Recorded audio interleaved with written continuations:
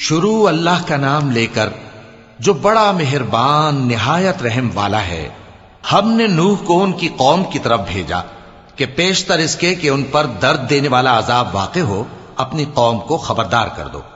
انہوں نے کہا کہ بھائیو، میں تم کو کھلے طور پر خبردار کرتا ہوں کہ اللہ کی عبادت کرو اور اس سے ڈرو اور میرا کہا مانو، وہ تمہارے گناہ بخش دے گا اور موت کے وقت مقرر تک تم کو مہلت عطا کرے گا۔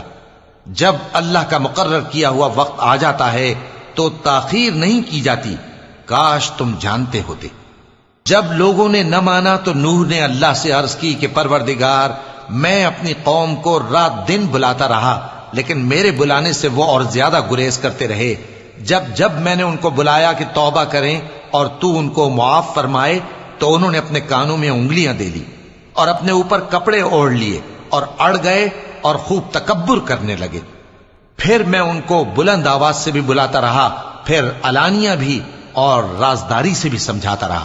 پھر میں نے کہا کہ اپنے پروردگار سے معافی مانگو کہ وہ بڑا معاف کرنے والا ہے۔ وہ تم پر آسمان سے موسلا دھار میں برسائے گا اور تمہارے مال اور بیٹوں میں اضافہ کرے گا اور تمہیں باغ عطا کرے گا اور ان میں تمہارے لیے نہریں بہا دے گا۔ تم کو کیا ہوا ہے کہ تم اللہ کی عظمت کا اعتقاد نہیں رکھتے، حالانکہ اس نے تم کو طرح طرح کی حالتوں میں پیدا کیا ہے؟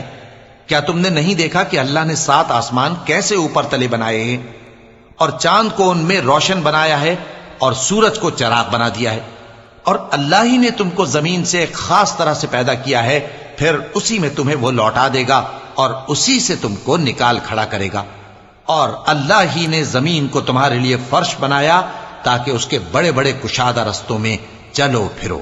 آخر میں نوح نے عرض کی کہ میرے پروردگار، یہ لوگ میرے کہنے پر نہیں چلے اور ایسوں کے تابع ہوئے ہیں جن کو ان کے مال اور اولاد نے نقصان کے سوا کچھ فائدہ نہ دیا، اور وہ بڑی بڑی چالیں چلے اور کہنے لگے کہ اپنے معبودوں کو ہرگز نہ چھوڑنا، اور ود اور سوا اور یغوث اور یعوق اور نصر کو کبھی نہ چھوڑنا۔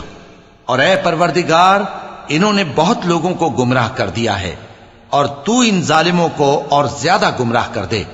آخر وہ اپنے گناہوں کے سبب پہلے غرقاب کر دیے گئے، پھر آگ میں ڈال دیے گئے، تو انہوں نے اللہ کے سوا کسی کو اپنا مددگار نہ پایا۔